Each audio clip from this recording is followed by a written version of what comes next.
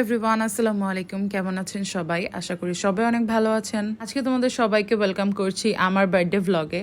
আর আজকের ভ্লগে একদম লিটারালি সব কিছু হচ্ছে সারপ্রাইজ। আমার মনে হচ্ছে যত দিন দিন বড় হচ্ছি সারপ্রাইজের সংখ্যা অনেক বেশি বেড়ে যাচ্ছে। এখানে মিমতা আমাকে ফুল কিনে দিতে নিয়ে আসছে। ও এর আগে আমাকে অনেকগুলো সারপ্রাইজ মানে গিফটস এর মাধ্যমে দিছে। যাই হোক, ওর খুব ইচ্ছে ছিল যে ও আমাকে বার্থডের দিন ফুল কিনে দিবে। এরপরে ভিডিও ক্লিপটা হচ্ছে আমার ননদের, আর ও আমার জন্য খুব সুন্দর কিছু গিফটস আর হচ্ছে এই দোলন চাপাটা নিয়ে আসে। এই ভিডিও ক্লিপগুলো ছিল আমার বার্থডের আগের দিনের, মানে 13 তারিখের। আর এই দেখো দুপুরের দিকে হচ্ছে একটা কেক চলে আসে বাসায়। আর আমি এত বেশি সারপ্রাইজ ছিলাম এই কেকটা দেখে যে কে আবার কেক পাঠালো। আর আমি জানতাম যে ধ্রুব হয়তো বা কেক পাঠাতে পারে, যেহেতু প্রত্যেক বার্থডেতে পাঠায়, কিন্তু একদিন আগে তো কোনোভাবেই আসা পসিবল না। যাই হোক, তারপর দেখলাম যে এখানে ওয়াসিমার ছবি দেওয়া। ওয়াসিমা হচ্ছে ওয়াতিনির বোন। আর যাই হোক, ওয়াতিনির কেকটা দেখে আমি অনেক বেশি ইমোশনাল হয়ে যাই।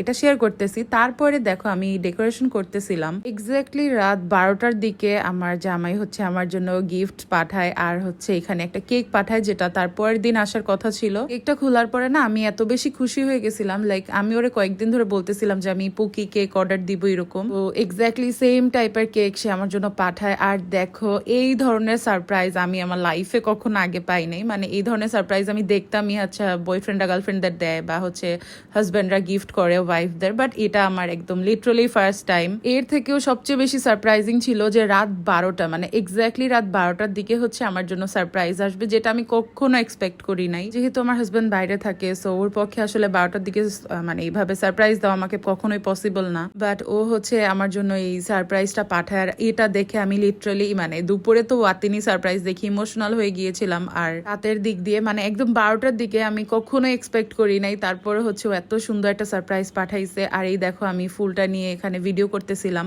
এই ফুলটা আমার ননদ নিয়ে এসেছিল, আর আমার ননদ অনেক বেশি সুন্দর সুন্দর গিফট নিয়ে এসেছিল, প্লাস হচ্ছে দোলন চাপা। আমি ওকে বলতেছিলাম যে এই দোলন চাপা আসলে আমি আর আগে কিনা হয় নাই, যেহেতু রাত 12টা বেজে গেছে। ভাইয়া ভাবি সবাই কল দিল, তারপর হচ্ছে আমার ফ্রেন্ডরা, আমার আব্বু আম্মু সবাই উইশ করলো। আগে সবার থেকে এক্সপেক্ট করতাম যে সবাই উইশ করবে বা কিছু, এরকম এক্সাইটমেন্ট এখন আর কাজ করে না।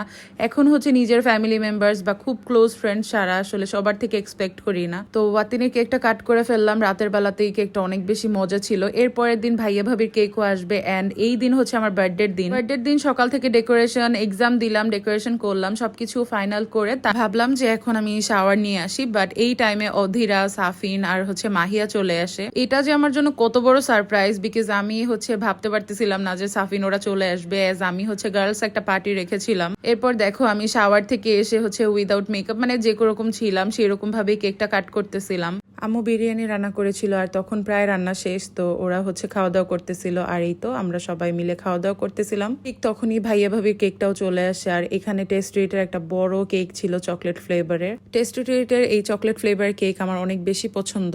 আরো ভাইয়া ভাবি অনেক কিছু গিফট করেছিল, সেগুলো নেক্সট ভিডিওতে শেয়ার করব। এরপর আমার একদম লাস্ট সারপ্রাইজে চলে আসি। এটা হচ্ছে আমার এক বন্ধু ডিয়ান, ও চলে আসছিল। আর দেখো এই কেকটার মধ্যে কি সুন্দর করে কি কিউট করে লিখে নিয়ে আসছে। আমি বেসিক্যালি এই ভিডিওর মধ্যে হচ্ছে একদম আমার সারপ্রাইজ যেগুলো পেয়েছি সেই ভিডিওগুলোই তোমাদের সাথে শেয়ার করেছি। আর এটার একটা সেকেন্ড পার্ট আসবে, যেখানে আমি আমার বার্থডেটা আর কি যেভাবে অর্গানাইজ করেছিলাম। তো আমি এখানে একটু ডেকোরেশনটার ছবিও অ্যাড করে দিছি, কিন্তু ডেকোরেশনটা যদিও আমি পরদিন চেঞ্জ করেছি। ভাইয়া ভাবি প্রত্যেক বার্থডেতে আমার সাথে থাকে, সো এটা হচ্ছে আমার সেকেন্ড বার্থডে ওদের ছাড়া। ভাবি কখনো আমাকে রাত 12টার দিকে উইশ করতে ভুলে না, সো ওই দিনও ভাবি আমাকে কল দিয়েছিল এন্ড আমরা কথা বললাম। সবকিছু মিলায় হচ্ছে সেকেন্ডের মানে ভ্লগটা আসবে ডিটেইলসে। সো এই তো এই পর্যন্তই। আল্লাহ হাফিজ সবাইকে।